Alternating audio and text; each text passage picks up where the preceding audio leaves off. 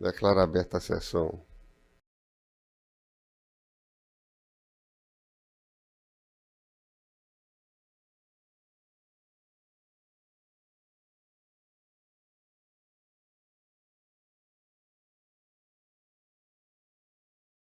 Da sessão anterior. Expediente não há.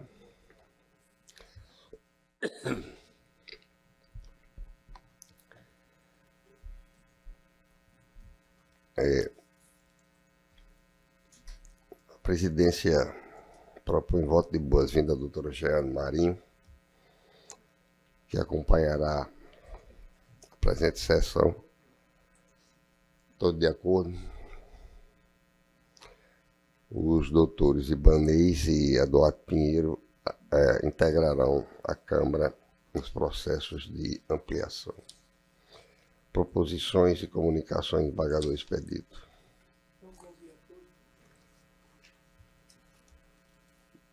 Embargador de Lermano, embargador Correia.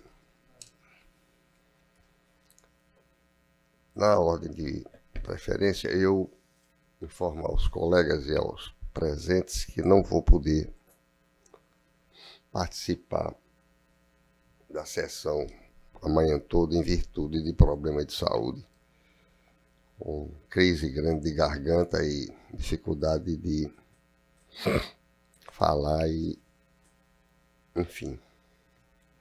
Mas como eu nunca faltei a uma sessão, por motivo superior, vou me ausentar um pouco dessa antes do tempo. Por isso que gostaria da permissão dos colegas para priorizar os processos da minha relatoria e também os processos em que eu integro como vogal. Aqui nós temos... Pediria também a compreensão dos advogados presentes, se possível, dentro da prerrogativa de tempo, que pudessem aviar, condensar, sintetizar suas posições na tribuna.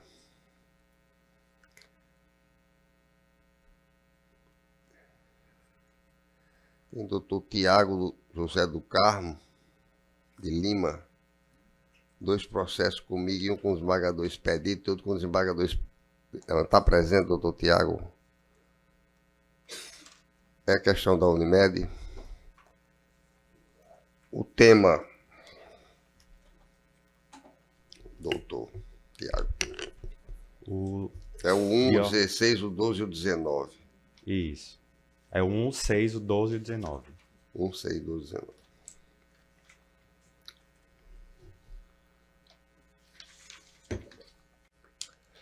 Pois não, doutor, vamos ganhar tempo. Atenda o apelo aí dentro do possível, ok? Sim, senhor. Bom dia a todos. Gostaria de cumprimentar Vossas Excelências na pessoa do presidente dessa colenda Câmara, também o ilustre representante do Ministério Público, colegas advogados, serventuários dessa casa, nossos cumprimentos. O processo que está em pauta nesse momento trata de demanda do beneficiário da Unimed, que requer uma terapia que não está dentro do rol de cobertura do plano de saúde. Devemos analisar aqui o que diz respeito à Lei 14.454, que manteve a taxatividade do rol e estabelecimento de algumas exceções. A redação do artigo 10 da Lei 9656 tem como requisito obrigatório configurar obrigação de custeios que, entre aspas, existe a comprovação de eficácia... Esse 1 a gente está dando provimento, falta um voto, não é? Ah, está dando provimento, doutor. Certo. Tem um voto divergente, mas é agravo, né? É. Certo? Certo. Dispensado, então. O 6 da minha relatoria ainda. Pois não, vá lá no 6. No presente caso... É uma apelação agora. Certo. No presente caso, o pleito a parte pleiteia a autorização para o custeio de natação terapêutica e é de todo insubsistente, posto que trata-se de serviço prestado por um profissional que não é da área de saúde, tornando-se evidente a sua dissociação da saúde suplementar. Por vezes, até se admite o alargamento do rol da ANS e a cobertura por parte dos planos de saúde. Contudo, fazer isso até em face de serviços prestados por educador físico é o mesmo que rasgar por completo a mutualidade contratual, o que imbui no ordenamento jurídico grande insegurança sobre a perspectiva financeira da execução do contrato. A natação terapêutica foi destinada pelo juiz de primeiro grau merece reforma, porque não há previsão contratual para o pleito.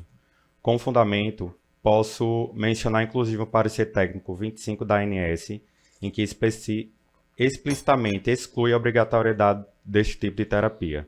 Vale mencionar ainda que, inclusive, que o profissional que a aplica sequer tem a obrigação de ser profissional da saúde, motivo pelo qual requer-se totalmente alheio ao contrato entabulado entre as partes.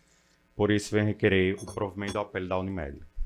Nós estamos dando provimento aí parcialmente e a questão da... Mas há um voto parcial do esmagador expedito e um voto divergente do esmagador de Lermano. Qual é a divergência do esmagador expedito? Essas questões já estão definidas na Câmara, não?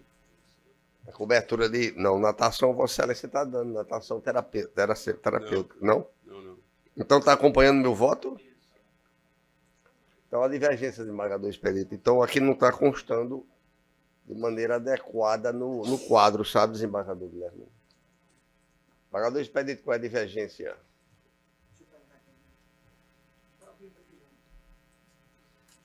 Esse processo plano de saúde vão matar a gente. Vamos ao 12, doutor. Aí a gente vai ampliar o código só com relação a essa divergência parcial do esmagador expedito. O 12, excelências, trata-se de terapia nutricional. Trata-se de demanda em que a parte ora apelante alega ser beneficiária da Unimed, diagnosticado com transtorno do espectro autista, tendo recebido prescrição médica para a realização de tratamento multidisciplinar. Por entender que a solicitação a ser realizada pelas terapias... Essa é a mesma questão, né, do anterior. A 12 é terapia nutricional, a anterior é natação terapêutica. Aqui é natação e assistente terapêutico, o 12. Não, o 12 é terapia nutricional. Terapia nutricional? Um minuto, por favor. Pois não. O anterior que eu estou concedendo a hidroterapia. Hidroterapia. Então vamos ampliar o código com relação a esse aspecto.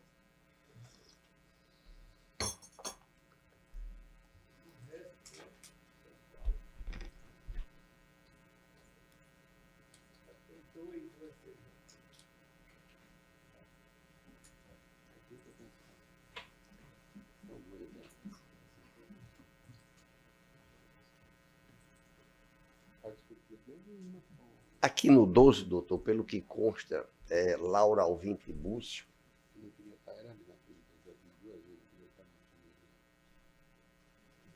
Depois vai passar para Esse assunto mesmo.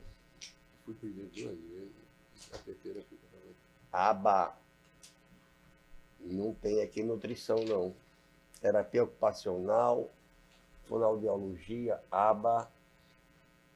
Excluído o custeio de auxílio terapêutico para atender no inicial ou escolar recém-sido prestado profissionais. Não tem nutrição não aqui, doutor, no 12, pelo menos que consta do processo. Eu sou também advogado da parte da menor, o processo só discute exclusivamente da nutricional. Isso. Esse é o da De Laura Alvim, número 2. Existe um recurso. é da relatoria do esmagador expedito? Isso. Com a palavra de esmagador expedito. Tem uma apelação de média e um recurso adesivo da parte.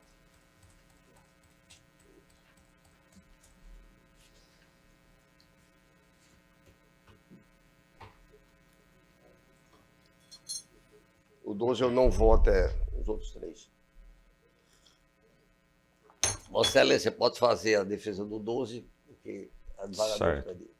Sim, continuando, por entender que a solicitação a realização das terapias está fora e negada de maneira individual ajuizou a presente demanda, requerendo que a apelada autorize a realização de tratamento nos termos do laudo médico. A saúde é uma garantia constitucional, sendo direito de todos os cidadãos e dever do Estado, nos termos do artigo 196 da Constituição Federal, de modo que, garantindo o mencionado direito, ficam resguardados os direitos fundamentais à vida, integridade física, dignidade da pessoa humana. Assim, do Estado é dever de prestar assistência médica a todos os cidadãos que de forma irrestrita, através do denominado SUS, e não do sistema suplementar. No que se refere à regência dessas normativas, a previsão da cobertura mínima obrigatória nutricional da Unimed são de 12 consultas por ano de contrato, quando preenchidos pelo menos um dos seguintes requisitos. Desta feita, devemos levar em consideração em que pese a cooperativa de saúde possuir obrigação de custeio referente às prescrições nutricionais ao beneficiário, tal tratamento possui critérios para que possa ser autorizados. Estes estão listados no DUT 103 do anexo 2 do rol da ANS, onde é possível detectar a falta de previsão para a forma como requerido pela parte autora. Logo, verifica-se que a parte autora possui direito a consultas nutricionais, conforme tal diretriz de utilização de serviço, qual seja a cobertura mínima e obrigatória de 12 consultas por ano. Além do mais, esse tipo de terapia ele pode ser realizado por outro profissional da área de saúde, como um profissional da terapia ocupacional. Por isso, eu venho requerer o desprovimento do apelo da parte autora e o provimento do nosso apelo. Doutor.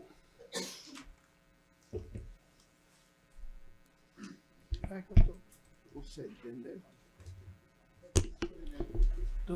E o adesivo? Parcial, mas vai para R$5.000. Dispensa sustentação, excelência. Eu voto, excelência. Na sequência, o 19, desembargador de Lermando. Também Unimed. Bom dia a todos. O 19, ele trata-se de assistente terapêutico. Tem uma citação ou duas? Só uma. E antes de entrar na argumentação, quero manifestar a minha compreensão de que se trata-se de um tema sensível, pois tangencia um assunto tão raro à sociedade que é o direito de saúde. Mas queria fazer uma ressalva de que estamos tratando no âmbito da saúde suplementar, que necessita de observância às leis e ao contrato estabelecido. Aqui alerto que, se tratando de saúde suplementar, sua função só pode ser exercida em um dos grandes pilares do ordenamento jurídico, qual seja a sua segurança jurídica.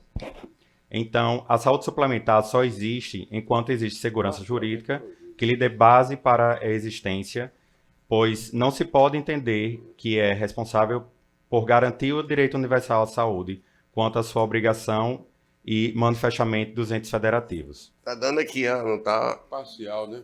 Tem doutor Rodrigo, Tem duas citações também? Renato, Tá presente e outro. doutor Renato Augusto do Maresc. Tá dando provimento, doutor. Provavelmente parcial, Provavelmente parcial. Quanto ao assistente terapêutico, ok? Ok. Cadê o papelzinho?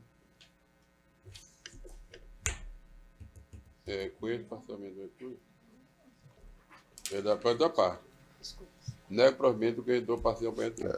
Apresentado pela parte autora, para reformar a parte O 22, desembargador de Lermando, doutora Keila Patrícia.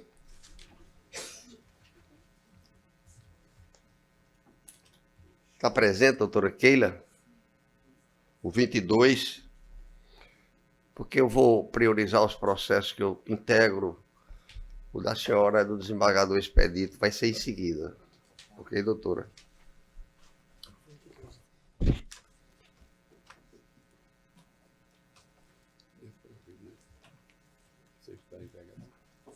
Desembargador de Lermando, Vossa Excelência, do 22, relato. Sim. Vossa Excelência tem a palavra, né, galera? Advogado já tem a palavra. A Vossa Excelência é advogado da parte apelante, né? José Cláudio Soares da Silva. Bom dia, excelências. Pois é. Aqui em saúde o desembargador de Lermando, relator do presente feito. Esta apelação trata-se de um recurso deposto em razão da improcedência de uma sentença proferida pelo juízo de Goiânia, onde foi julgado improcedente o pedido. No entanto, foi realizada uma instrução em 30/10/2019, onde foi ouvido apenas o apelante, onde o município se fez ausente. Nessa ocasião, ele foi devidamente intimado para audiência. Em razão da ausência do município, o juiz presidente à época, ele dispensou as testemunhas arroladas pelo apelante, as quais estavam no átrio do fórum, e não foi permitida a oitiva deles. Informo que o pedido trata-se de pagamentos de insalubridade, uma vez que o apelante era motorista, ainda é motorista do município apelado e lotado na Secretaria de Saúde. O que ele estava pedindo é a questão das horas extras, em razão de que também fazia penões trabalhando em plantões de 24 horas. É muito importante informar a Vossas Excelências que a gravação realizada à época onde foi feita a instrução não consta nos autos. Esse processo ele era físico e, quando foi transformado em eletrônico, a secretaria não acostou a gravação da instrução. Doutora, eu estou retirando esse processo para reexame, viu? Inclusive, mas fica à vontade. Certo, Excelência, eu aguardo o voto. Não, estou dizendo a ela que ela fique à vontade para concluir. Estou já apenas informando antecipadamente que vou retirar para reexame. Então, como eu estava me informando, o apelante ele entrou no município através de concurso público, tomando posse em janeiro de 1985 como motorista. E quando foi ajuizada a ação, o pleito tratava-se de pagamento adicional de insalubridade e as horas extras, e também, como foi informado até na própria instrução, o apelante ele não recebia os equipamentos de proteção individual. Como já informado, não consta nos autos a gravação da instrução a qual foi realizada. O município apelado ele não apresentou as devidas contrarrazões à apelação interposta, e como pedido da apelação no sentido de que Vossa Excelência determine o retorno dos autos ao juízo de origem para ser feita a devida instrução do feito e assim proferido o julgamento. É o que requer.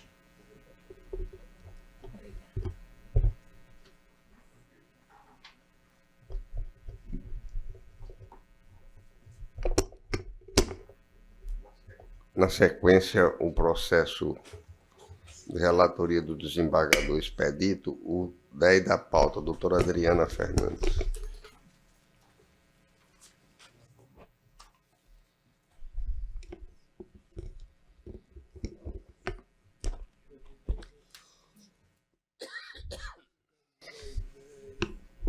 E doutor André. Pois não, doutora, vamos continuar. De Vossas Excelências, desembargador Expedito, é o 10. Dos dois lados, Dos dois, Duas tentações. Estou autorizada. Excelentíssimos senhores desembargadores, que compõem a primeira Câmara Civil do Tribunal do Juiz do Rio Grande do Norte. Excelentíssima senhora doutora Procuradora de Justiça. Um ficha para Vossa Excelência, está em mesa? Ah, ok. Caros colegas aqui presentes, bom dia. O processo que ora é trazido à análise de Vossas Excelências trata-se de um agravo de instrumento que foi interposto em razão de uma decisão que deixou de analisar os pedidos de tutela provisória referentes à guarda, convivência e algumas despesas de manutenção relacionadas a um imóvel comum do casal. A guarda e a tutela provisória deixaram de ser analisadas sob o argumento de que seriam melhor decididas após o contraditório, porque não haveria prova suficiente para análise naquele momento, e com relação às despesas de manutenção do imóvel, foi indeferido. Bom, é dispensável trazer para Vossas Excelências, nesse momento, as condições de análise do pedido de tutela de urgência prevista no artigo 300, que não precisaríamos de prova suficiente, né, para a análise do pedido, em se tratando de tutela de urgência para fins de guarda provisória e convivência de filhos. Principalmente porque, em se tratando de um processo de união estável, no qual as partes estavam sendo, com a decisão já de saída de casa, né, separando-se de corpos, seria indispensável a regulamentação provisória de como a filha permaneceria, né, com ambos os genitores, até que o processo seja julgado. Então, a gente precisaria apenas de elementos de provas e não necessariamente de prova robusta disso. Então, o pedido precisaria ser analisado naquele momento. Os elementos de prova que a legislação exige é apenas a certidão de nascimento, comprovando a paternidade, né? Isso os senhores estão cansados de saber, nada novo. Então, vamos lá. O que é que a gente teria que analisar nesse caso específico? O melhor interesse da criança.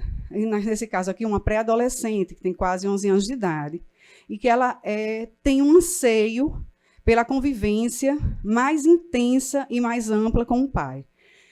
Ela tem um vínculo afetivo forte na pessoa e na figura do pai.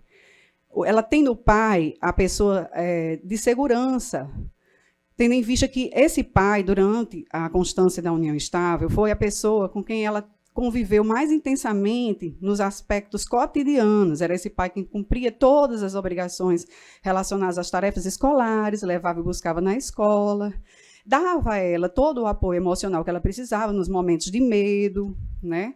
Então, inclusive, após a separação fática, Excelências, em várias circunstâncias, como nós comprovamos através de prints de mensagem dessa adolescente, ela busca o pai, ao invés da mãe, em situações em que ela está com medo, em situações para fazer tarefas escolares.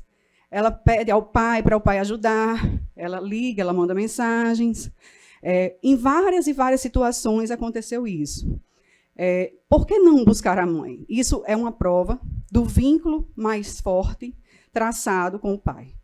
Eu coloco isso previamente para Vossas Excelências, porque, a título provisório, a gente tem que aplicar o que a legislação nos traz como orientação. A guarda compartilhada, né, isso eu até, para poupá-los, não preciso mais aqui debater na tribuna. E, dentro da guarda compartilhada, a nossa legislação coloca que as regras de convivência precisariam ser equilibradas. Por que, então, fixar aquela velha regra de finais de semana alternados, se existe um anseio em prol do melhor interesse da criança e ela quer isso e existe um atendimento ao bem-estar dela, que a gente possa fazer um outro tipo de regramento aqui.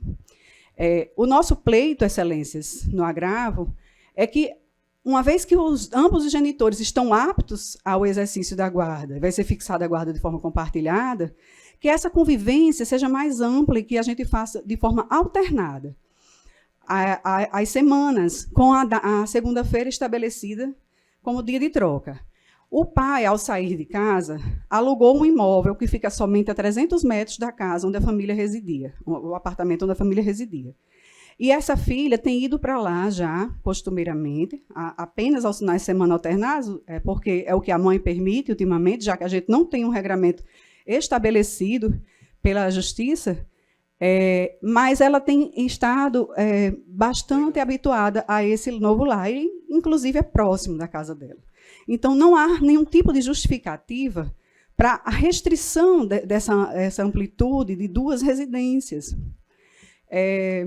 Inclusive porque, como eu coloquei aqui para Vossas Excelências, ela tem o anseio, inclusive, de estar mais tempo com o pai. Na residência materna, eu preciso também trazer a Vossa Excelência, que consta nos autos, a mãe está sempre ausente. Ela deixa a pré-adolescente muito mais tempo com um irmão, que é um filho dela de um relacionamento anterior, de 18 anos de idade. E esse rapaz, ele fica a maior parte do tempo trancado dentro do quarto. Então, essa menina fica ligando para o pai, costumeiramente, pedindo ao pai que esteja com ela, fazendo companhia, porque quem fazia companhia a ela em casa mais tempo era o pai. Então, assim, por que agora, só porque estão separados, a gente vai ter que estabelecer um afastamento desse pai para conviver com essa filha a só 15 dias, em finais de semana alternados. Esse pai ainda continua cumprindo alguns tipos de obrigações relacionadas à guarda, de buscar e deixar na escola, né? As tarefas escolares, quando ela pode ir à casa dele, que a mãe permite, ele também continua a fazer, às vezes até à distância, por chamadas de vídeo. Mas, enfim, nós estamos morando eles moram na mesma cidade. Né? Por que essa restrição? Né? Moram só a 300 metros. Por que impor a essa filha esse afastamento? A título provisório, Vossas Excelências podem estar questionando, vamos manter assim. Depois a gente vê em algum tipo de prova pericial como é que a gente faz. Não, aí eu chamo Vossas Excelências para análise o seguinte, a gente tem que deixar amplo. Caso aconteça algum tipo de intercorrência, ou seja constatado algum tipo de malefício para essa pré-adolescente, essa amplitude é que a gente restringe.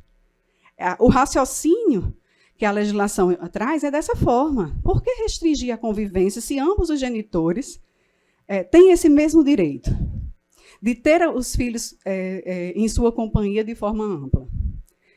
Então, eu venho trazer a Vossas Excelências essas reflexões, inclusive essa Câmara tem precedentes, inclusive de processos nos quais eu atuei, de regulamentar a guarda de forma alternada.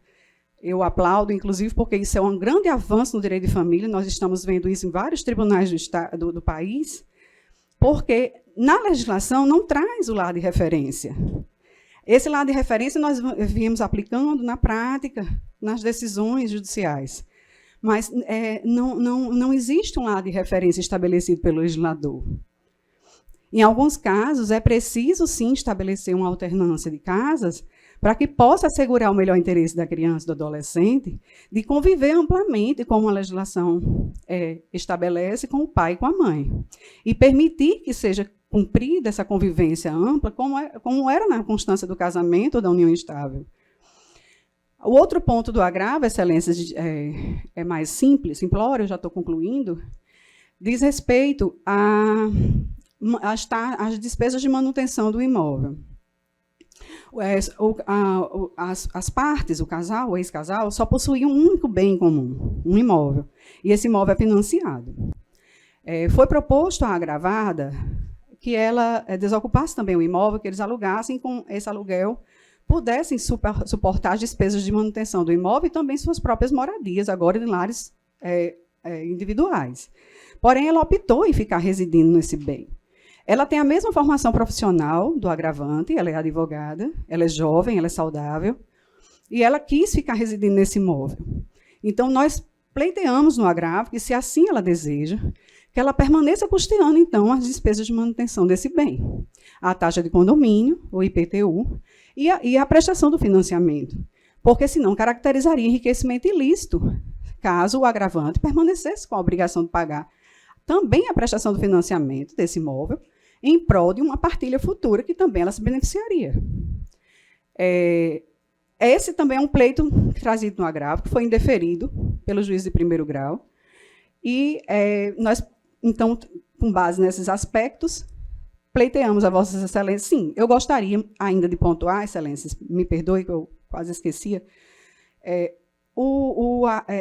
fica financeiramente difícil para o agravante, é preciso que Vossas Excelências considerem, que não é possível ele suportar as despesas, além das despesas de moradia dele, do imóvel de aluguel, que ele está morando de aluguel, também as despesas de moradia da agravada. E por que ele teria que fazer isso? Haja vista ela também ter fonte de renda, ela também poder se manter. Né? Então, é mais ou menos nesse aspecto que a gente está aqui argumentando. Se esse imóvel fosse alugado, a família morasse em um imóvel de aluguel, ambos teriam que suportar seus aluguéis. Como é um imóvel financiado, eles pagavam financiamento, a explicação é que se paga esse financiamento. Caso o imóvel seja desocupado, ambos suportariam 50% cada um essa despesa. Né? Como ela prefere ficar residindo lá, nada mais justo que se atribua a ela, então, o pagamento de 100%.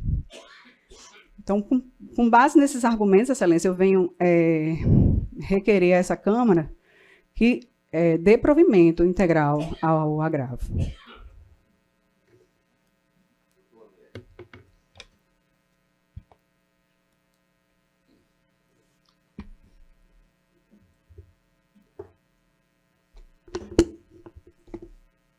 Muito bom dia.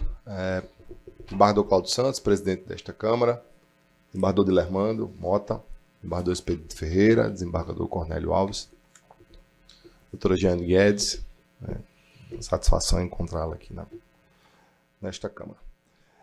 Colegas advogadas e advogados presentes, servidores, Excelências, o caso dos autos requer a nossa atenção de sempre. Né? Nós estamos aqui debatendo, mais uma vez, um processo oriundo das varas de família, né, da comarca de Natal. Um processo, Excelências, que está em sua fase embrionária. Né? É um processo que ainda não foi integralmente instruído, né, tanto que estamos aqui diante do julgamento de um recurso de agravo de instrumento. E este agravo, Excelências, ele discute dois temas, como muito bem colocou minha colega aqui, que me antecedeu. Esse agravo de instrumento, ele discute a fixação ou não de um modelo de guarda alternada, ao caso presente, e discute também a assunção ou não, pela genitora desta quase adolescente, de algumas despesas do imóvel onde sempre residiram. E aí, a nossa insurgência aqui, estamos aqui do lado do agravado, da agravada, a nossa insurgência, desembargador Cornélio, ela reside em alguns fatores. Primeiro, tratando, doutora Jeane, especificamente da questão alusiva ao modelo de convivência, né? O juiz de primeiro grau, ele não regulamentou essa convivência, e a liminar recursal, desembargador Expedito, relator deste processo, também direcionou para que o juiz de primeiro grau assim o fizesse. E o que busca a agravante aqui, o que absolutamente é incabível nessa situação, é a alternância da guarda. Muito embora nomine de outra forma, desembargador Expedito, o que o agravante deseja é que a criança passe uma semana consigo e uma semana com a genitora. E nós sabemos, desembargador Dilermando, Vossa Excelência, que é um estudioso dessas questões familiares, nós sabemos que esse modelo de guarda, desembargador Expedito, desembargador Cornélio, não se aplica a qualquer situação.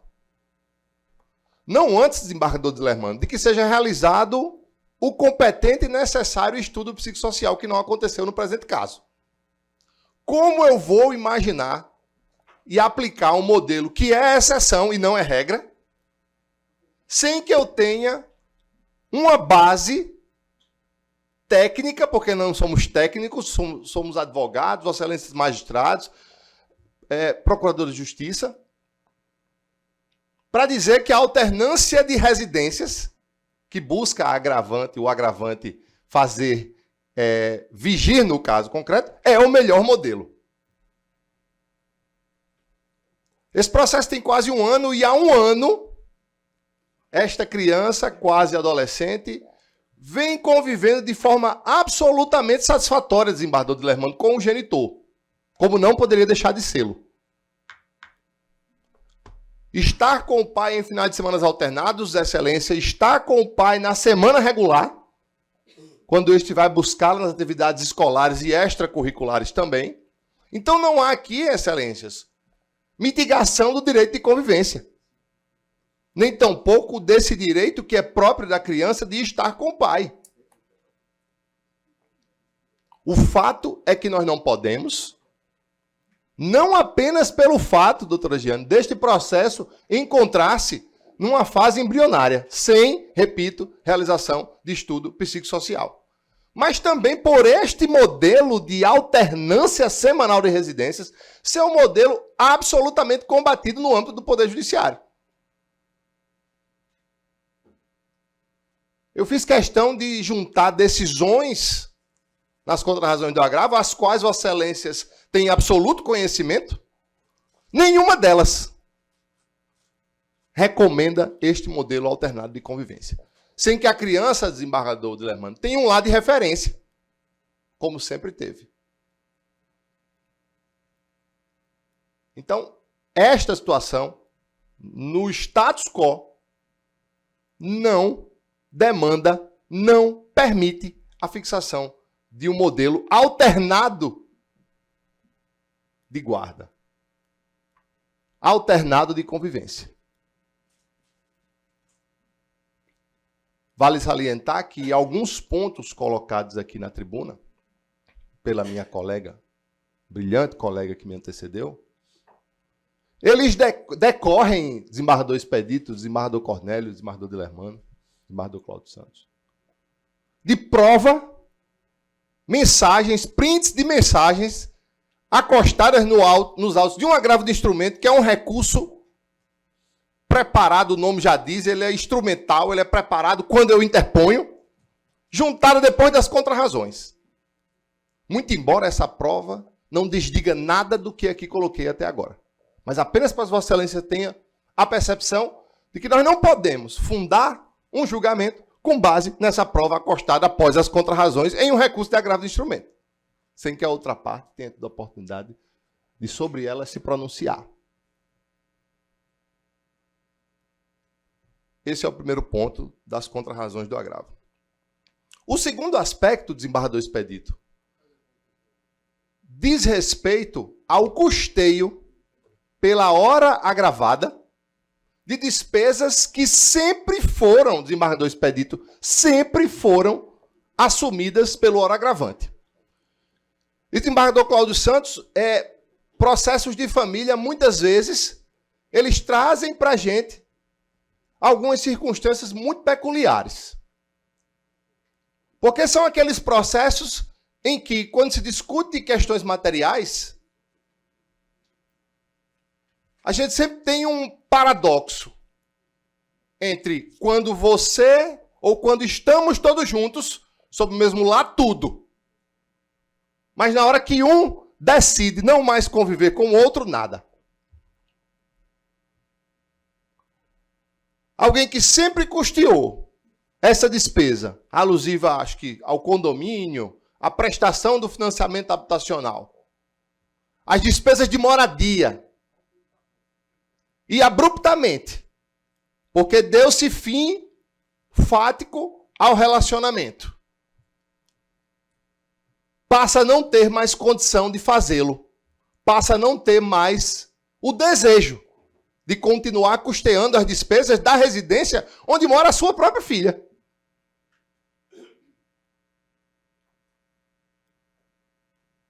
Onde mora a sua própria filha. Muito embora tenha agravada sua genitora, formação jurídica, é do conhecimento do agravante. Que a atuação profissional dela é pífia. E não sou eu que estou dizendo aqui com esforço de retórica na tribuna, não. Está nos autos a comprovação. Enquanto o agravante patrocina, numa contagem muito simples, mais de 1.500 processos, no último ano, a agravada deve ter tido 5 processos. Se tiver. Se eu não estiver falhando na conta para mais. Só para que Vossas Excelências tenham a ideia da discrepância. Porque muitas vezes se coloca como se tivessem paridade de condições, mas não é o caso. Não é o caso. nós estamos falando de um processo em fase embrionária. Se eu observar a balança da justiça que está aqui na mesa do desembargador Cláudio Santos e colocar de um lado e do outro e questionar assim, pagar essas despesas até a ultimação deste processo vai fazer com que essa balança, que nós todos aqui queremos que ela esteja igual. Pagar essas despesas de condomínio e financiamento habitacional, que eu sempre paguei, durante todo o relacionamento, por mais um tempo em que o processo desenvolva, vai pesar em desfavor de quem, Vossas Excelências? Vai pesar em desfavor do agravante? Ou vai pesar em desfavor da agravada e de sua filha, com quem reside? Me parece que a resposta é muito clara. Me parece que a resposta é muito clara. Então, Excelências, são essas, portanto, as observações que eu queria trazer a Vossas Excelências. Eu sei que temos muitos processos a julgar na manhã de hoje, mas eu queria a atenção de sempre de Vossas Excelências para uma análise criteriosa deste caso. Porque, possivelmente, a decisão de Vossas Excelências vai perdurar até que esse processo encerre na primeira instância. Para que Vossas Excelências tenham, como de fato tem, a correta impressão da importância da análise criteriosa que é comum de Vossas Excelências, especificamente neste caso. Agradeço a atenção de Vossas Excelências mais uma vez. Excelência, atenção ao resumo aqui da conclusão. Ante o exposto, em confronto parcial com o nono Procurador de Justiça, voto pelo parcial provendo do agravo do instrumento para conceder ao recorrente a guarda compartilhada de sua filha, mantém-se na residência da mãe como lá de referência, bem como determinar a permanência da agravada no imóvel comum que atualmente reside, responsabilizando pela taxa de condomínio, IPTU e o agravante pelo funcionamento do imóvel até que se utilize a partilha. Sobre direito de visita, por hora, defira em parte a proposta feita pelo recorrente nesses autos apenas quanto às festas do fim de ano, Natal e Ano Novo e Dia dos Pais, das Mães e aniversário do genitor, conforme item B e C. De outro modo, entendo que os demais termos de referida proposta devem ser analisados após melhor instrução processual, a relação de estudo psicossocial e tentativa de acordo entre as partes, visando com isso melhor atender o interesse da criança. Como voto, senhor? Pedido. Os votos já estão dispostos? Estão, Excelência. Eu estou acompanhando o relator, só queria um minuto, menos do que isso, para dizer o seguinte, que, como visto, e em questões de família, não se resolve uma questão tão séria como essa, como as demais, em sede de tutela, em agravo de instrumento. É uma questão que demanda... E o que sobreleva aí é a questão da convivência dessa filha com os genitores, que é o que sobreleva, mas vai demandar muito mais produção de prova e, sobretudo, que os pais possam convergir independentemente, porque, como eu costumo dizer, enquanto não transitar em julgado aqui e aqui, não tem tribunal nem Jesus, nem tribunal, nem juiz que resolva. Embora alguns pensem que sim, que a sua caneta é indelével. Só tem uma caneta indelével, que é do Senhor Deus. Pagador Cornélio. Então. Eu estou acompanhando o relator. Votado, portanto, há um pedido de preferência aqui do 4, enquanto amplia o quórum, doutor Renato Duarte. Embargo de declaração não cabe sustentação, mas de qualquer maneira está sendo votado pelo provimento. Na sequência, o 24, 25 e 28, embargador Cornélio, doutor Norton, no 28.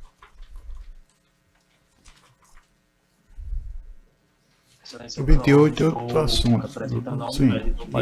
24 e 25. 24, 28, 24, 25 Unimed, né? Isso.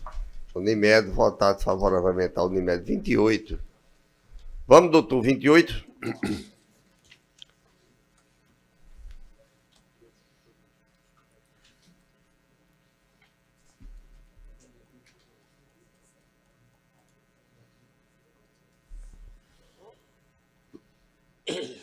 selecionando o provimento, né, vereador?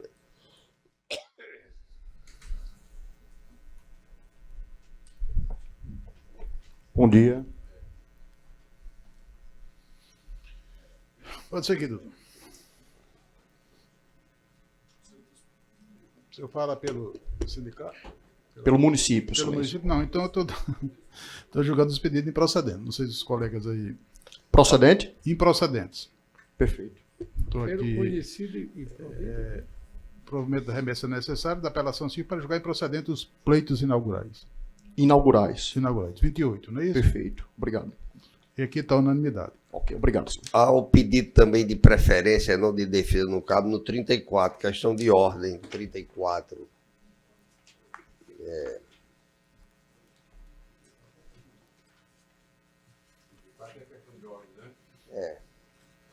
Aqui está votando, o meu voto está disponível.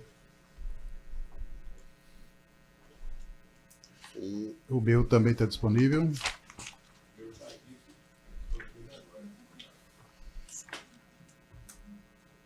está faltando o voto de desembargador Expedito, desembargador Cornélio.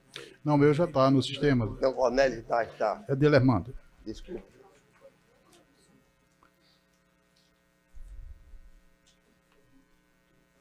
É só questão de ordem, os embargos não estão em julgamento.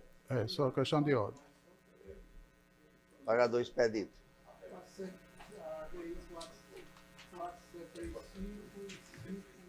4 o quê? 4735 e 5399. Isso eu estou ocupando a divergência desse vídeo. Hã? É questão de ordem. É. Pois não, desembargador Lermando. Vossa Excelência vota.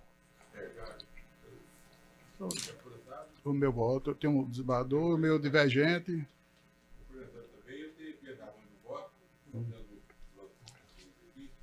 Pode ligar o microfone, por favor. Eu estou acompanhando integralmente a posição firmada pelo desembargador Cornélio Alves, no sentido de considerar que o início da sessão presencial, com a apresentação do processo em mesa, em condições reais de julgamento, que determina quem serão os jogadores aptos à formação da turma, de modo que a turma de julgamento para o presente feito deveria ser data vênia, formada pelo relator desembargador Expedito Ferreira, pelo desembargador Cornélio Alves e por mim. É como voto, data vênia de quem pensa diferente. As razões de voto estão aqui, estão sendo inseridas agora. Ela tem 4 laudas, 5, 6 laudas, estão sendo inseridas no sistema. Pois não. O desembargador Expedito acompanha o desembargador Cornélio? Perfeitamente. Então fica a turma desembargador Expedito, desembargador Delermando e desembargador Cornélio. O desembargador Expedito continua como relator para o julgamento dos embargos. Na sequência, nós temos... E com relação ao julgamento dos embargos, com relação ao julgamento Não, aí anterior? quem vai julgar é Ele vai continuar, né? O relator seria. Então a turma... Ficou definida a turma, não é isso? É. Desembargador Expedito.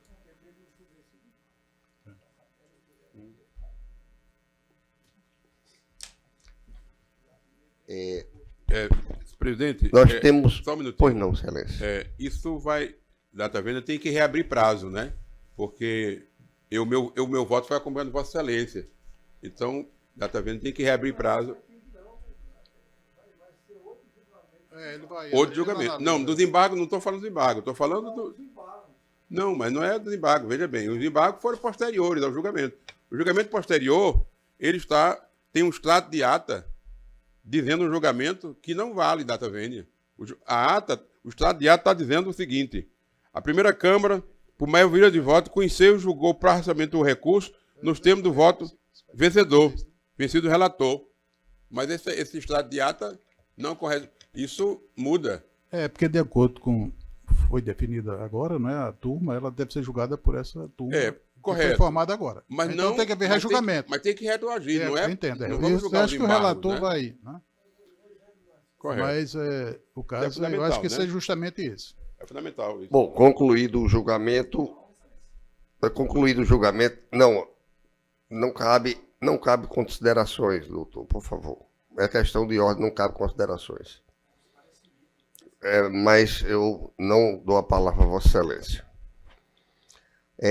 Na sequência, nós temos os processos com advogados presentes, que é ampliação de quórum o 32, o 31 e o 17. José Augusto Barbalha, Dinardo e Alan Cleiton estão presentes. Os colegas estão sendo convocados. Tem uma suspensão minha desse processo. Em qual processo? Nesse, agora que Vossa Excelência chamou. Senhor presidente... Eu chamei 3, é o do 32? Não, esse agora é do... Do Alan Cleiton, 32. É no 32. Mas foram convocados outros 2, desembargador Belermando. Me preocupa, senhor presidente, demais colegas. Tudo bem. Ok. Pois não, desembargador Belermando. Bom, algum advogado presente que tenha processo para julgamento, fora as ampliação?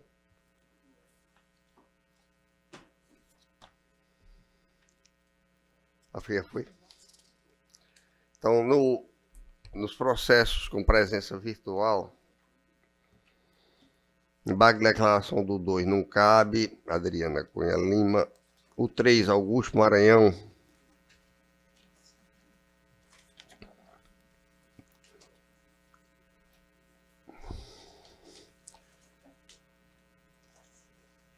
O 5 também não está presente, o 6. Bom dia, excelência. É a doutora Rafaele. Fale, doutora, por favor, porque senão a gente não escuta.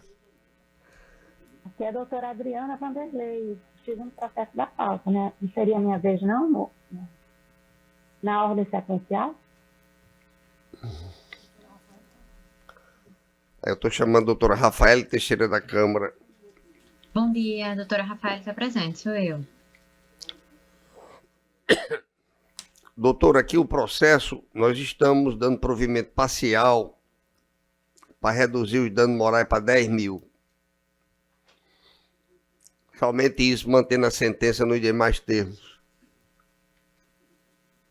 Eu ainda gostaria de sustentar, excelência. Pois não.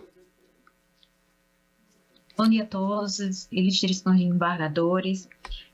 Em resumo, trata-se de negativa da Unimed em caso de urgência, onde a recorrida ficou exposta com seu seio que abriu após a cirurgia e, mesmo assim, a Unimed negou com 2 solicitações de urgência do médico cirurgião para que fechasse o peito que estava saindo secreção. E mesmo assim, a demandada não cumpriu, a recorrente. Já existem julgados, inclusive, que a condenação foi de 15 mil, quando existe risco de vida, que foi o que a hora recorrida sofreu. Mesmo após a determinação do juízo, a Unimed recebeu de 1h da manhã a citação para cumprimento e só veio cumprir 12 horas depois. A recorrida veio realizar procedimento cirúrgico após 3 horas da tarde e foi comprovado através de exame acostado nos autos que esta tinha sido exposta a uma bactéria, justamente por causa do seu peito em aberto.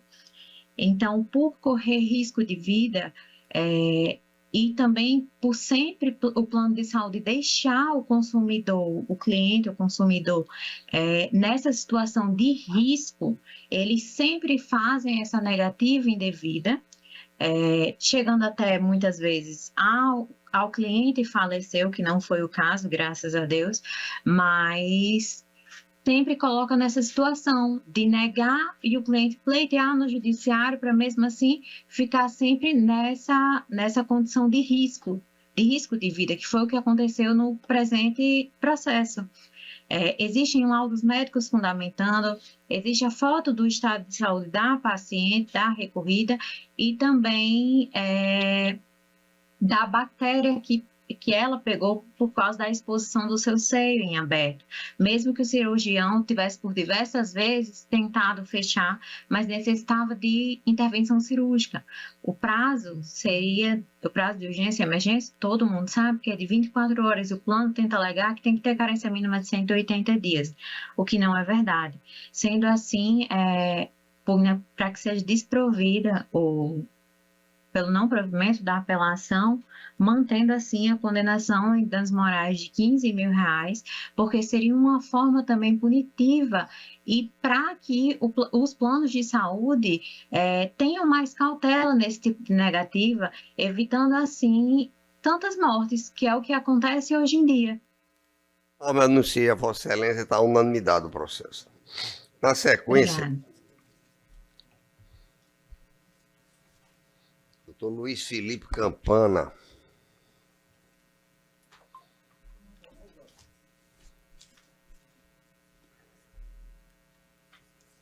Esse processo 8 está com pedido de vista, mas já foi feita sustentação oral.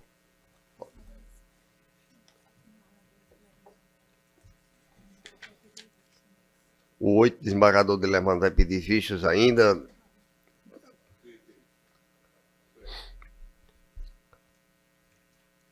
O 9, Ana Beatriz Pesgrave. Julgado, 10 julgado. Luiz Felipe Campano, 11. 13, Felipe Esbroglio de Barros Lima.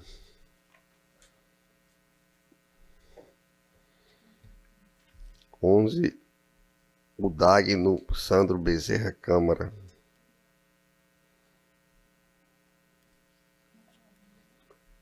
15 também. Vossas Excelências.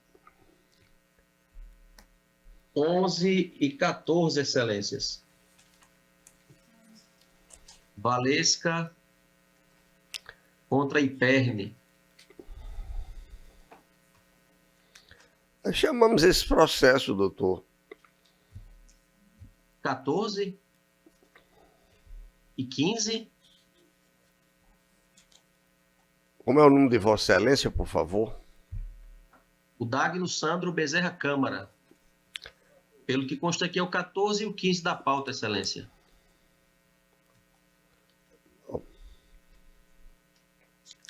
É a mesma questão, doutor? Mesma questão. Pois não, doutor. Está com a palavra. Desembargador Expedito. Ok, Excelência. Ilustríssimo desembargador relator, Expedito Ferreira. Demais desembargadores que compõem esta Câmara Cível. Ilustríssimo procurador de Justiça, colegas advogados aqui presentes. Trata-se, Excelência, de recurso de apelação cível contra sentença proferida em ação ordinária promovida por servidores oficiais de justiça que visa a manutenção de um percentual de uma gratificação que essa categoria faz jus. E na condição de servidores aposentados, ambas as apelantes, são dois processos, Excelência, e ambos têm a mesma finalidade, sustentamos aqui em favor dos dois processos. O oficial de justiça, Excelência, ele tem a chamada gratificação de atividade externa, que com a lei 426/2010, ela, que entrou em vigor em maio de 2010, ela instituiu essa gratificação com o objetivo de atender às peculiaridades do cargo de oficial de justiça. E o nosso primeiro fundamento que utilizamos no recurso, Excelência, e sustentamos desde a petição inicial, é o direito adquirido ao servidor, a proteção do ato jurídico perfeito e a irredutibilidade de vencimentos. Excelência, as servidoras recorrentes aposentaram-se ainda em 2010, em 2020, né? E com a Lei 715/2022, entrou em vigência o novo plano de cargos, carreira e remuneração dos servidores. E neste novo plano, né, uma das alterações promovidas no regime jurídico anterior foi a redução desse percentual desta gratificação, né? Ocorre, excelências, que o ato de aposentadoria dos servidores, quando foi concedida a aposentadoria de ambas, né, está lá designado no ato de forma clara que as servidoras estão levando como um dos benefícios a gratificação de atividade externa no percentual de 50%, excelências. E a lei nova veio a retroagir para prejudicar os vencimentos dos servidores. Não estamos aqui, excelência, defendendo o direito adquirido de servidor a regime jurídico, não, em hipótese alguma. Isso é matéria já pacificada nos tribunais superiores, de modo que nem discutiremos a respeito. Mas o que estamos aqui defendendo é a proteção do ato jurídico perfeito da aposentadoria do servidor ainda em 2020.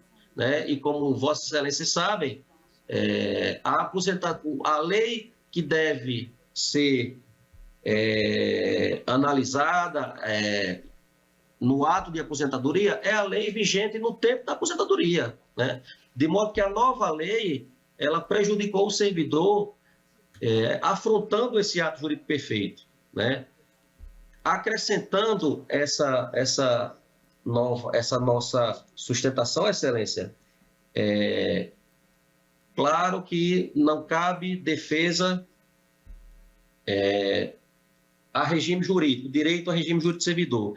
A exceção é de que, caso haja redução dos seus vencimentos. E no caso específico dos autos, Excelências, se Vossas Excelências analisarem, né, quando implantada a gratificação de atividade externa, em 2010, os servidores tiveram esse percentual com base justamente no estudo que o tribunal fez para atender especificamente esta categoria, né?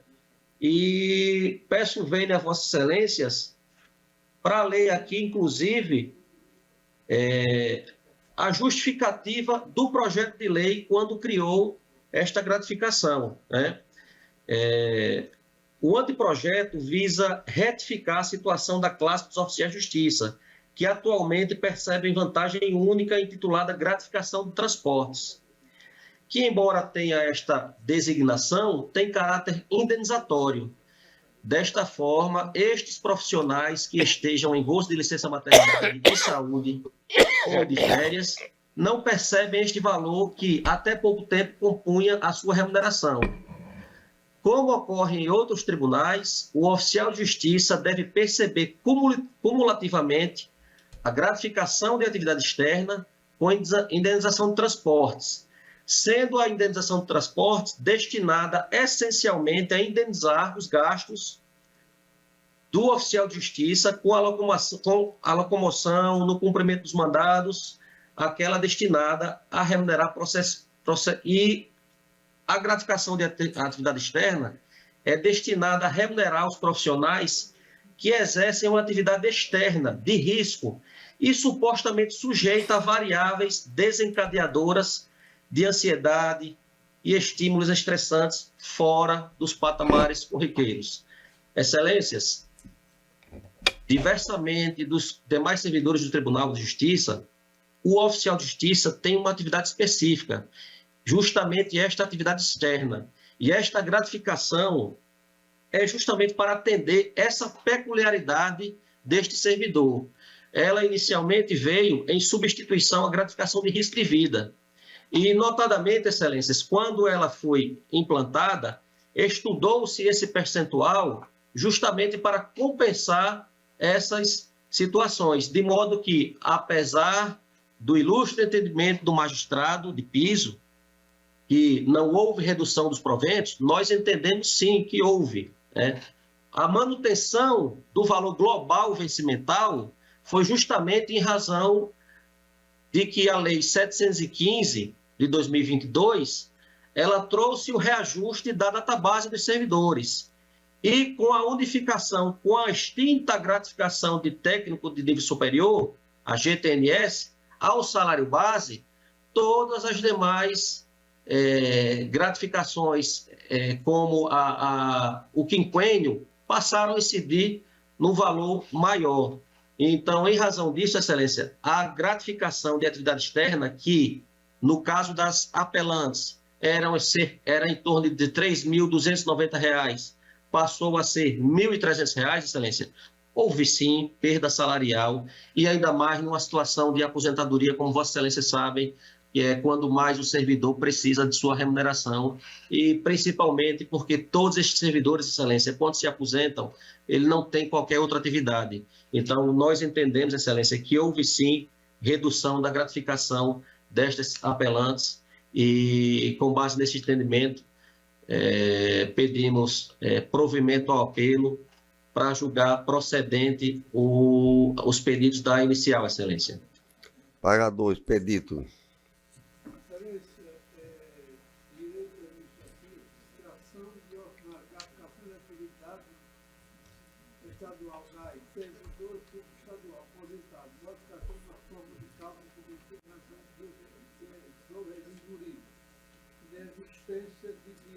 Adquirida regime jurídico, alteração na forma de cálculo de vantagem sem redução nominal de vencimento, por dado precedente do Superior Tribunal de Justiça, desta Corte de Justiça, manutenção da sentença que se impõe, recursos, usamos conhecidos e desprovidos. Votado. Portanto, 16, Rodrigo Menezes, não cabe sustentação. 17, integra o doutor Banês, que está na outra Câmara. 18, embargo de declaração, não cabe declaração, doutor André. 19, julgado. Excelência, pela ordem, o 19 eu estou aqui aguardando. Nesse caso aí, eu acho que foi julgado para conceder o dano moral, né? Condenar em dano morais. Perfeito, eu dispenso a sustentação. Obrigado, desembargador. Ok, doutor. 20, Breno Tilon Cachoeira.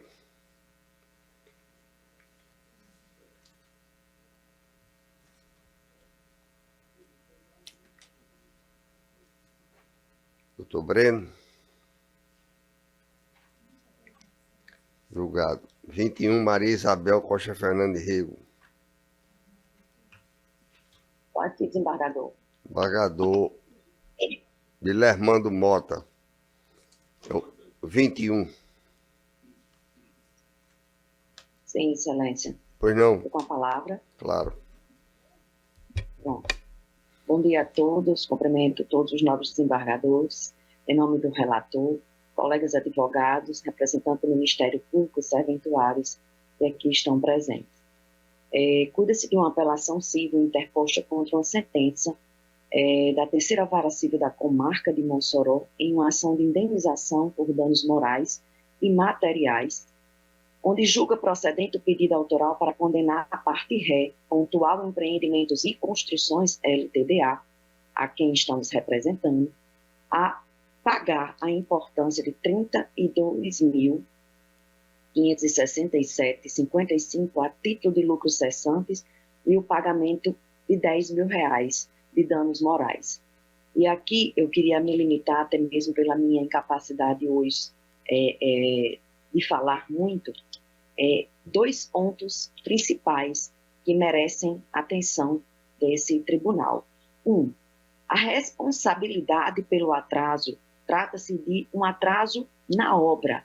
E esse atraso na obra, segundo o autor, causou a ele danos e aí, por conseguinte, a condenação em lucro cessante e dano moral. No entanto, é preciso que seja analisado o conjunto probatório no sentido de que o atraso na obra não se deu em decorrência de algum ato da empresa construtora, mas sim de atos advindos do próprio réu, onde ele solicita uma reforma, uma ampla reforma em seu apartamento, conforme comprovado nos autos.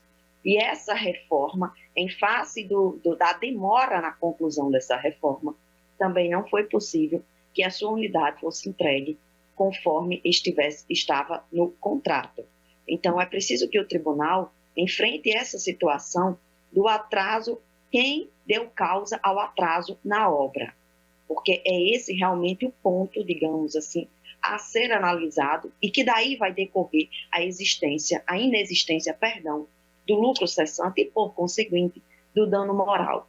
No conjunto probatório que repousa nos autos, existem fotografias, existem solicitações, existe o projeto da arquiteta, certo? E toda a execução dessa reforma que foi dado pela própria construtora. Então, nos IDs são, na realidade, a gente enumera no parágrafo 3 dos memoriais todos os IDs onde constam as provas que demonstram que esse atraso não foi dado em decorrência da construtora, mas sim de atos solicitados de reforma pelo próprio réu. O segundo ponto é exatamente o que diz respeito ao pedido de indenização por danos morais, conforme entendimento já do STJ, está consolidado que não é cabível tal compensação na hipótese em que há simples atraso na entrega do imóvel pela incorporadora, e isso venha a causar algum dissabor inerente à expectativa frustrada da decorrente pelo mero inadimplemento contratual, certo? Então, essa ação, na realidade, ela tem correlação com ela tem correlação com uma outra demanda onde a construtora interpõe contra o apelante, onde a construtora cobra um saldo remanescente que não foi quitado pelo apelante, e aí, após o protocolo dessa demanda, o apelante ingressa com essa demanda, pedindo lucro cessante e dano moral, alegando que houve entrega para haver a compensação no saldo remanescente que ele deve à construtora. Então, para que vocês entendam a correlação dessa demanda com a outra, inclusive na outra ele foi condenado, foi reconhecido o débito, o saldo remanescente a ser pago na construtora, e o que é mais curioso, enquanto a construtora não cobrou esse gasto, não houve qualquer demanda pedindo dano moral e lucro cessante. Isso é bastante relevante para ser analisado realmente, enfrentada a situação de quem deu causa no atraso diante do conjunto probatório que resta nos autos.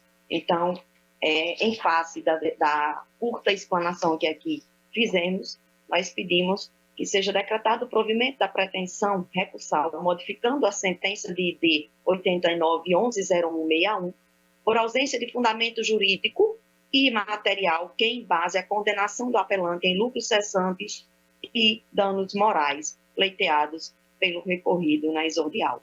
É o que se requer. Pagador. O recurso está sendo desprovido, né? O meu voto, né? Não sei como é que está o sistema aí, mas dano moral devido, dano moral devido, sentença mantida, recurso desprovido, como estou votando, né? Tem suspeição? Então está sem quórum, né? Então está sem quórum. Então está sem quórum, né? Agora, o 21.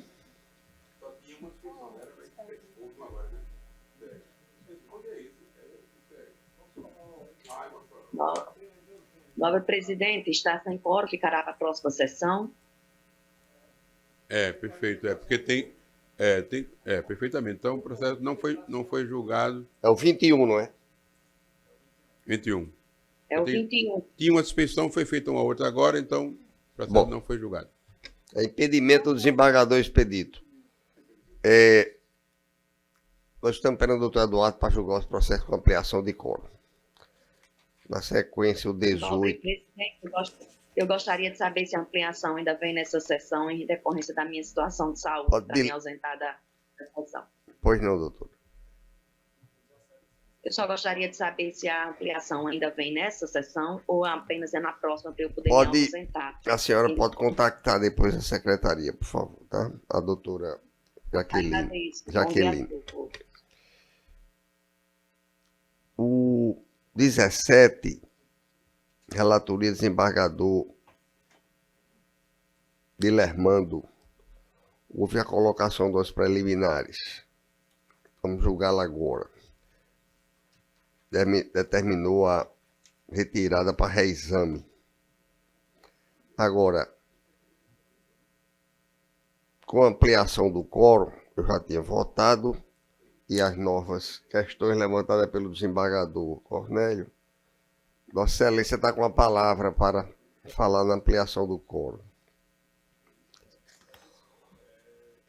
Eu, na verdade, já havia feito sustentação oral nesse processo. É aquele caso do professor que foi condenado por improbidade, perdeu o cargo de professor, que é acusado, etc. Eu já fiz sustentação oral. Eu não sei se seria o caso... Isso, eu não sei se seria o caso só de falar sobre preliminar. Mas na ampliação já fez? Já. Eu, como Vossa Excelência falou do preliminar, eu entendo que não seria o caso. Desculpe, então... Já foi votado. Estou aqui só para esclarecer se alguma coisa for necessária. Como é que está a votação? O desembargador Ibanez já votou? Já votei porque a matéria que o desembargador Guilhermando pediu vista foi a preliminar do desembargador Cornélio, que na ocasião eu antecipei o voto quanto à preliminar. E quanto ao método eu já tinha votado divergindo do relator. Então, são 3 votos por divergência, não é? Sim. O desembargador Cornélio votou como? Concorda parcialmente? O desembargador Cornélio discorda com relação à preliminar, mas concorda com relação ao mérito, não é isso, desembargador? Então, o desembargador Cornélio fica relator para o acordo, que é o primeiro voto seguinte, ok, desembargador Cornélio? Ok. Não, presidente. O desembargador relator, o desembargador Guilhermando, vota pelo desprovimento. A maioria vota pelo provimento. Então é ele concorda com o relator pelo desprovimento. Ah, eu pensei que ele estava no mérito, concordando com o relator. Concorda com o relator, mas estão 2 votos concordando e 3 então, discordando. sou eu o relator para o acordo. Desembargador, sim. Vossa Excelência falou a respeito, analisou prescrição, tudo. Sim. Eu lembro da primeira, tudo bem, né? Que foi. Ok. A prescrição não lembro. Ok. Só muda a relatoria porque são 3. Eu fico para a relatoria. Pronto. 21, Carlos. Desculpe, presidente. Então... 17, aliás. 18, embarque de declaração não cabe. 19. Minha convocação é o 30, 31 e 32. Foi provido.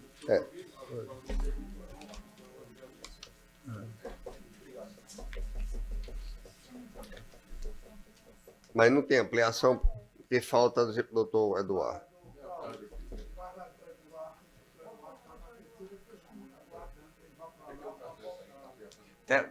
Tá tudo junto hoje. Não, mas ele vem para cá.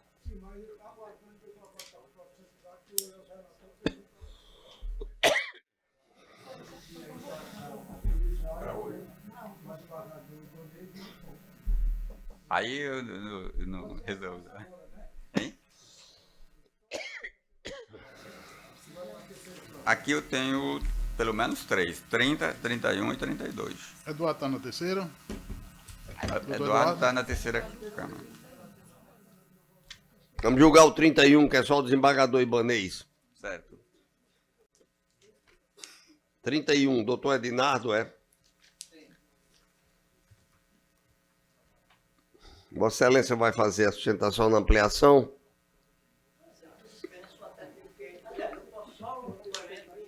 Fica à vontade, doutor. Vamos lá. Bom dia, excelências. Serei bastante sintético, exatamente dirigindo para o desembargador convocado, onde se trata do caso de adimplemento substancial da dívida. Eu demonstrei, desde as razões e também no memorial e quando da sustentação oral, de que não tinha como se abrigar nessa teoria. Por quê? O débito inicial, que era da ordem de R$ 107 mil, no acordo foi reduzido para R$ 70 mil. E o juiz, ao invés de colocar qualquer um tipo de multa por descumprimento, ele simplesmente colocou um valor pré-liquidado de R$85 mil. Ora, o executado só pagou 70 mil. 2 das parcelas pagou com atraso, ciente de qualquer atraso resultaria em mora. E que a questão da mora representaria a execução da dívida pré-liquidada de 85 mil. Ficou uma diferença de 14 mil e poucos reais. Não tem como se considerar que 14 mil reais seja um valor desprezível quando se compara com o valor da dívida que foi efetivamente paga de 70 mil. Então, eu requiro a atenção, exatamente nesse caso, para que, como inicialmente havia sido esse processo julgado, essa apelação julgada procedente, que fosse novamente para reformar a decisão do cumprimento de sentença, de maneira a que o executado tenha a obrigação realmente de cumprir o valor pré-liquidado, sendo simplesmente amortizados os valores pagos. Somente isso. Agradeço pela atenção, senhor.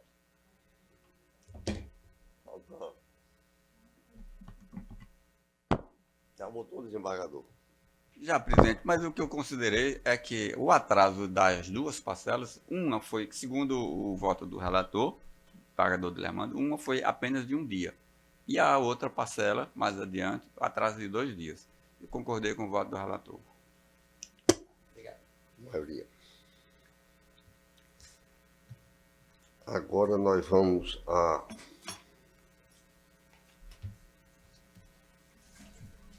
Hum? 23, Marcela Galante Orlando. Pagador Cornélio. Boa tarde, presidente. Posso iniciar? Pois não. Um bom dia a todos, bom dia, nobres desembargadores, ilustre representante do Ministério Público, colegas advogados que estão presentes, meus cumprimentos a todos. Em especial, meus cumprimentos ao nobre relator, desembargador Cornélio Alves, a quem eu recentemente despachei e sempre foi muito cordial. De pronto, excelências, eu trago os absurdos e teratologias do caso em apreço. E eu quero dizer que os casos não sou eu que estou falando, é de fato as decisões arbitrárias que, de certo, descredibilizaram o Poder Judiciário potiguar. Isso porque, após 6 meses atuando no processo, o juiz da causa, que proferiu decisões absurdas, entre as quais agora agravada, reconheceu toda a sua parcialidade e pediu para deixar o processo. Ou seja, após 6 meses atuando no processo, ele reconheceu sua suspeição. O que prejudicou sobremaneira uma criança de apenas 2 anos de idade. Explico. A criança ela foi sequestrada pela mãe na cidade de São Paulo e levada à revelia do genitor morar em Natal. Isso ocasionou um retardo no desenvolvimento dessa criança de apenas 2 anos de idade, conforme parecer de uma educadora aqui de São Paulo, que cuidava da criança quando ela estudava aqui, bem como ela atualmente enfrenta problemas de saúde. O que se requer, portanto, com o presente agravo, é que seja decretada a nulidade da decisão que deferiu a fixação da residência da criança na comarca de Natal. E aqui, tendo em vista o absurdo desse processo, eu vou narrar a temática fática para vossas excelências. No dia 2 de julho de 2023, a genitora comemorou normalmente, ao lado do genitor, o aniversário dessa criança de 2 anos de idade. Eles estavam em São Paulo, eles eram casados, não havia absolutamente nada de anormal. A criança sempre nasceu, residiu e estudou em São Paulo. Ela não possui qualquer vínculo com a comarca de Natal. 2 dias depois do aniversário, razão pela qual a avó materna que mora em Natal, reside em Natal, havia vindo para São Paulo, sob a justificativa que ela gostaria de conhecer a cidade, junto com a tia materna, no dia 4 de julho, aniversário do genitor, a agravada simplesmente sequestrou a filha. Ela disse que iria num parque passear com a filha por 15 minutos e logo retornaria para casa. A criança foi levada para Natal com a roupa do corpo. E mais, a genitora não apenas levou a criança, como transportou o veículo da família, o único veículo da família, via cegonha, de São Paulo para Natal. No dia fatídico de 4 de julho, aniversário do pai, a escola ligou e falou assim: A criança ainda não chegou nesse momento. O senhor sabe onde está a sua filha? Ele ligou imediatamente para a genitora para tentar entender onde estava a criança, vez que ela disse que iria num parque. Ele acreditou até que ela levaria ela para a escola. Mas a genitora atendeu e disse que estaria no aeroporto com a criança. Disse que iria passar 15 dias em Natal, que tinha mudado de ideia, mas logo retornaria. Excelências, esse caso é tão grave e tão absurdo que essa ação que estou dizendo agora, a ação principal, ela foi proposta no dia seguinte, no dia 5 de julho. Ou seja, a genitora estava menos de 24 horas com a criança em Natal quando propôs a ação. E mais, nos autos do processo principal, ela mente, vez que diz que estava há vários meses em Natal, que residia com a criança por um período longo em Natal. É contundente e incontroverso. A criança residia em São Paulo, nasceu em São Paulo, fazia acompanhamento com o pediatra em São Paulo e não possui absolutamente nenhum vínculo com a cidade de Natal. Ainda assim, em agosto de 2023, agora trato a decisão agravada, o pai, que não havia sido sequer citado no processo, a genitora pediu a guarda compartilhada no processo principal. O genitor, em agosto de 2023, a genitora disse assim: o pai está vindo aqui para Natal não para ver a filha, está vindo para Natal sequestrar a criança. E culpou o pai pelo mesmo ato que ela praticou. Assim, o juiz, acreditando, esse juiz que declarou-se suspeito, disse assim que não, que deveria ser fixada a guarda unilateral em favor da mãe e ainda oficiou o aeroporto, polícias, a 4ª vara de família oficiou a todos, como se o pai fosse o verdadeiro criminoso, acreditando na deturpação da genitora. Anote, excelência, que assim, a guarda foi fixada unilateralmente. A própria genitora, na inicial, ela requer a guarda compartilhada. Não há razão para que a guarda seja unilateral. Houve, portanto, essa decisão, até entendo extra-petita, pois foi além do que, de fato, ela pediu e não há nenhum elemento nos autos que embase essa decisão. A par disso, o que se verifica é que o pai, além de ser vítima do sequestro da filha, também foi vítima do arbítrio do juiz da causa, o qual simplesmente acobertou o ilícito praticado pela genitora, qual confessadamente é portadora de transtorno mental, CID F41.2, CID F06, e ingere inúmeros remédios controlados. Sem que ao menos o genitor tivesse sido citado no processo, foi determinada que a criança ficasse aqui, local onde ela não conhecia ninguém, onde ela jamais estudou, onde ela não tem plano de saúde e fosse obrigada a morar aqui, junto com a mãe e a avó sequestradora. Anota-se que o comportamento do juiz natalense foi muito diferente do juiz paulista. Isso porque aqui no Judiciário Paulista também foi ajuizada a ação de busca e apreensão da criança, vez que o genitor não sabia onde a criança estava. Foi fixada a guarda compartilhada aqui na cidade de São Paulo e foi dado prazo para a mãe explicar se de fato havia sequestrado a criança, para que pudesse analisar os autos de forma contundente. Todavia, a mãe aqui no Judiciário Paulista informou que havia ajuizado uma ação no juízo do Potiguar anteriormente, no dia 5/7, e mais disse que havia fixado a residência da criança em Natal, razão pela qual esse processo foi extinto e hoje é objeto de apelação. Excelências, o que eu quero anotar aqui é que se a criança tivesse sido vítima de um sequestro interparental entre São Paulo e Paraguai, que a distância é de 1.200 quilômetros, a Convenção de Haia obrigaria imediatamente o retorno dessa criança para sua residência habitual, São Paulo, e mais, estabeleceria a competência da Justiça Paulista para apreciar o feito, vez que a criança sempre residiu em São Paulo e não possui qualquer vínculo com Natal.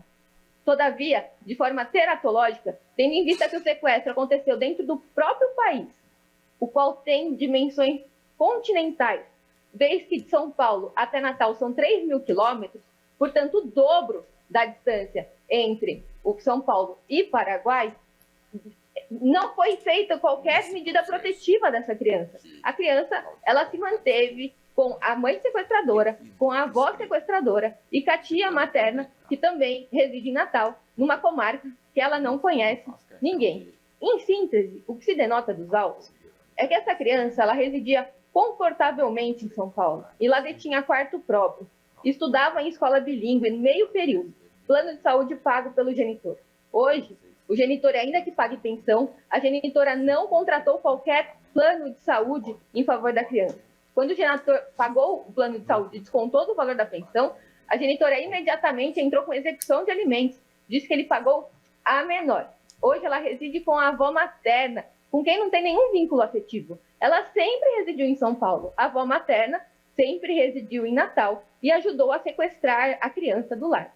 Inclusive, no bojo do processo principal, a autora ela culpa o genitor e a filha pelo seu insucesso profissional. Vez que ela fala que as doenças da filha, pois a filha tem uma saúde frágil, fizeram com que ela faltasse no trabalho e perdesse o emprego que detinha numa universidade particular na cidade de São Paulo.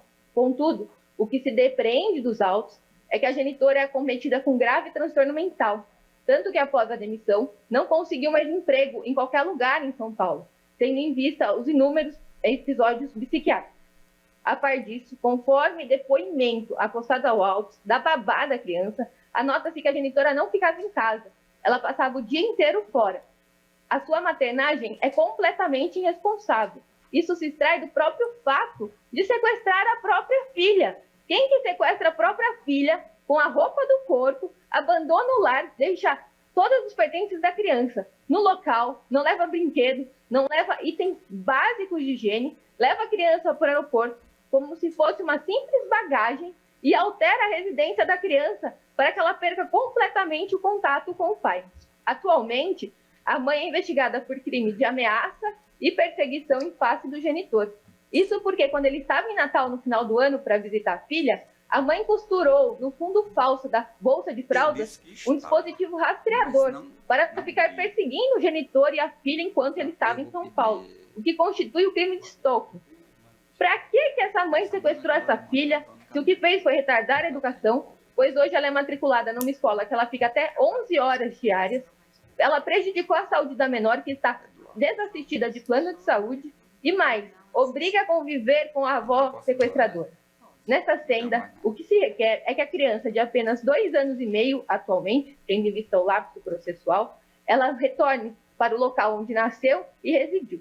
Pois se a mãe, de fato, quisesse agir conforme a lei, teria ajuizado o processo de divórcio e guarda na Justiça Paulista. Jamais teria usado e enganado a Justiça Natalense para propor o processo em menos de 24 horas do horário que ela sequestrou a criança.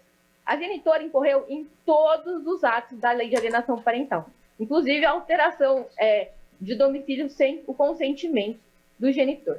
Excelência, o agravante ele é pai dedicado. Inclusive, há diversos relatos sobre isso pelo Ministério Público, que atuava na 4ª Vara de Família. Ele periodicamente está em Natal para permanecer com a filha.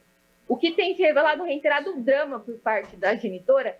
Inclusive, na última semana, aconteceu isso, que ela tentou novamente suspender o regime de visitas, que foi fixado em outro agravo de instrumentos pelo ilustre desembargador relator.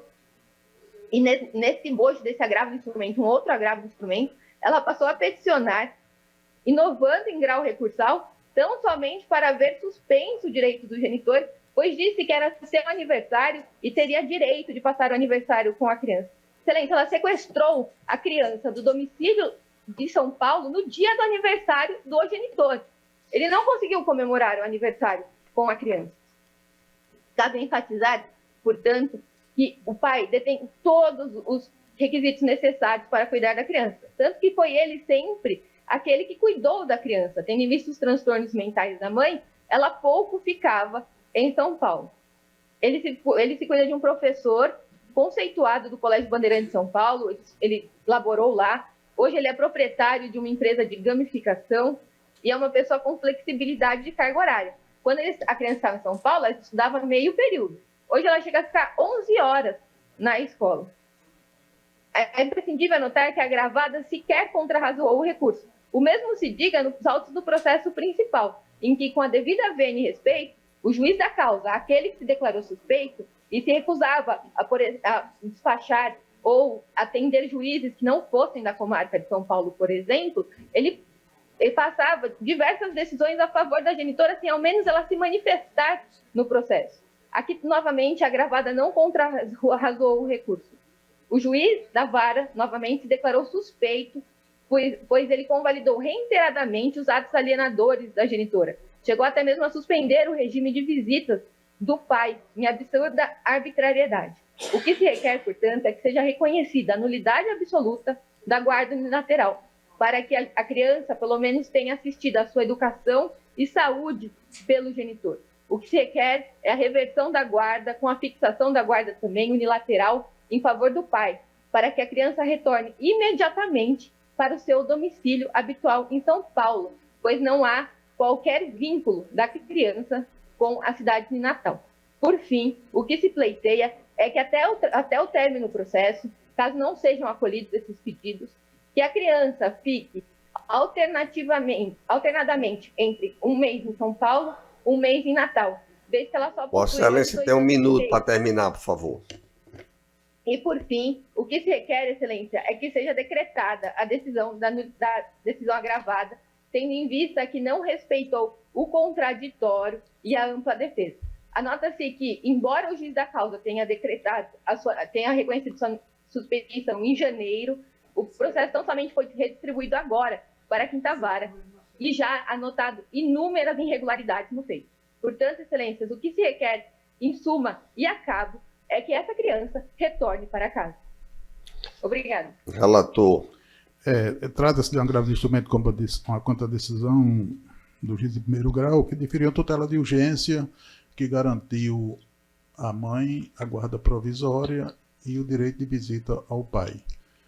Como é agravo de instrumento e essas questões alegadas pelo advogado da parte, devem ser analisadas, né, lá pelo juiz de piso, como se diz, embora não goste, eu peço desculpas, mas eu estou mantendo a decisão de primeiro grau. Eu mantendo a sequência 26.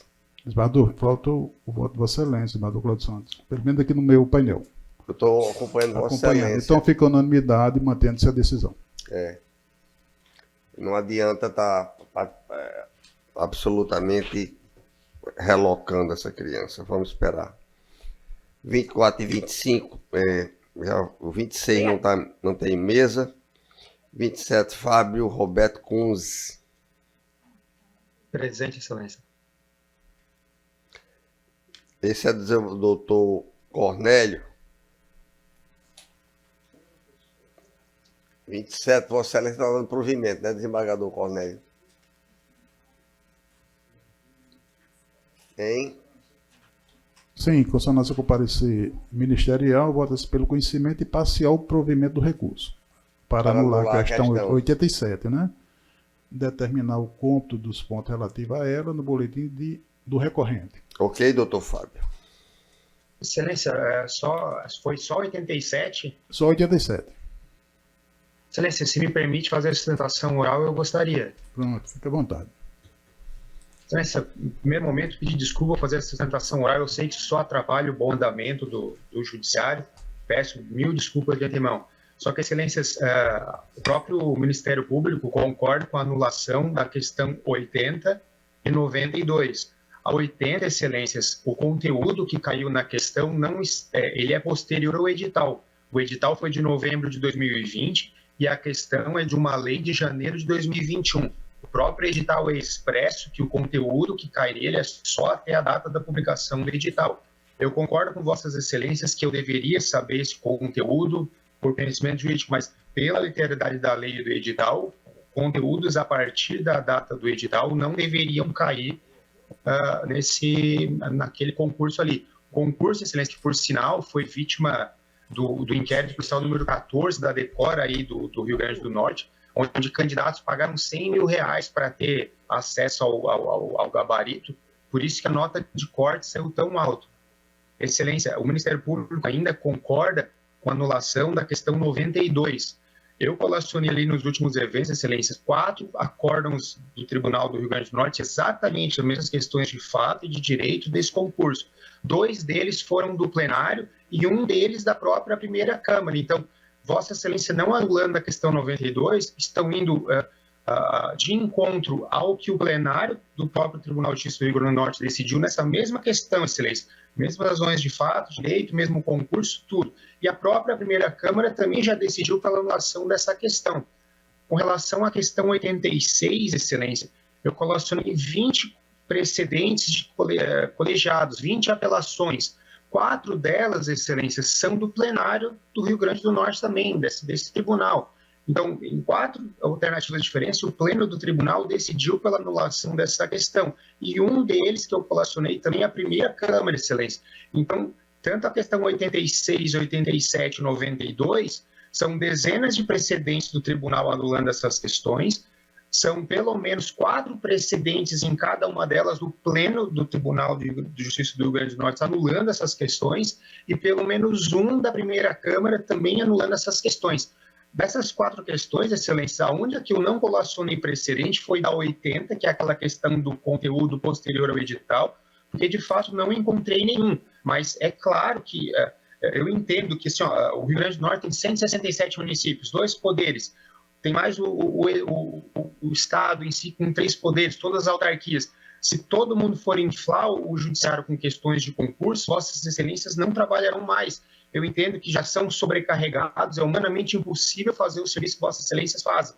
O judiciário está abarrotado e, principalmente, na minha opinião, peço desculpa a Vossa Excelência, abarrotado de questões inúteis, que poderiam ser resolvidas administrativamente. Nesse caso em específico, tentamos recurso administrativo, mas a banca não anulou nenhuma questão, Excelências, nenhuma. Por isso que o Judiciário do Rio Grande do Norte foi tão sobrecarregado com relação a esse concurso. Excelências, não vou me postergar mais, mas peço, eu sei que dá trabalho reanalisar voto, enfim, mas, Excelências, são 4 questões.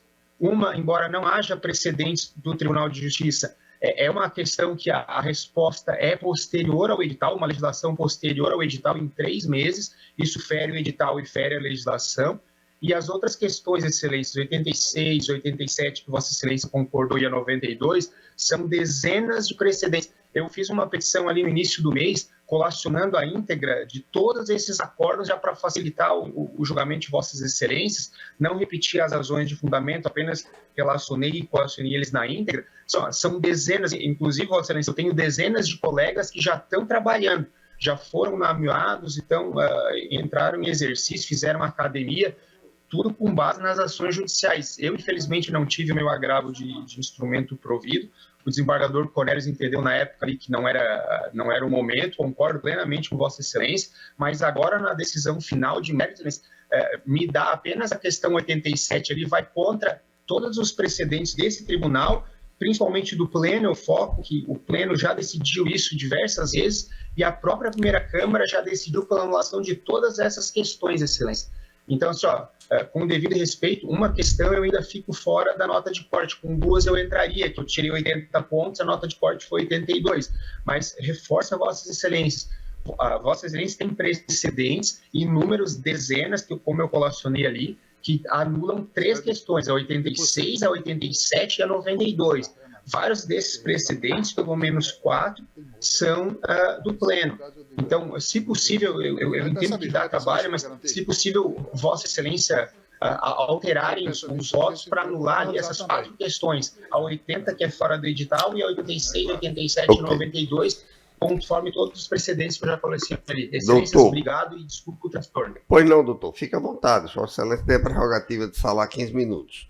O desembargador Expedito vai pedir vista do processo para reexame. Senhor presidente, e depende disso, eu vou fazer uma reanálise para analisar esses dados que ele apresentou. Se for o caso, eu mesmo modifico. Pois não. Vamos analisar melhor o seu processo, Excelência. Tá bom? Obrigado, Excelência. Graças a Deus. Obrigado. O 28 já foi. O 29, marido Perpétuo Socorro Gomes. Não está presente. Extensão de quórum. O 30, Bruno Henrique adiado. O 31 já foi. O 32 está o doutor Cleto de Freitas Barraga, mas o doutor Cleto também é doado também com ampliação. O 33, doutor Marlon Sanches, já foi pedido de vista ao desembargador Cláudio Santos. Carlos, tá mesmo. 33. Ah, foi feita sustentação, vou lançar o voto no sistema. Unanimidade. 34 já foi.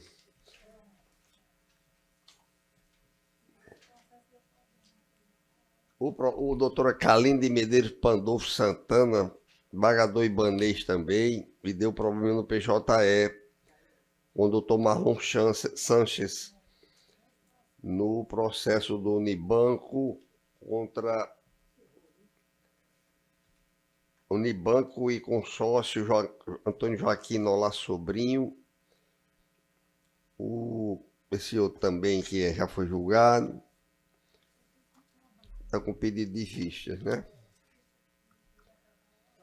Pedro Sotero Bacelar, Unimed e Bárbara.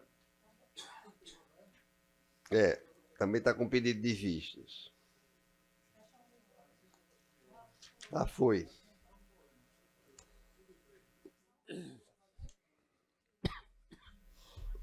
Mais algum processo em mesa para julgamento?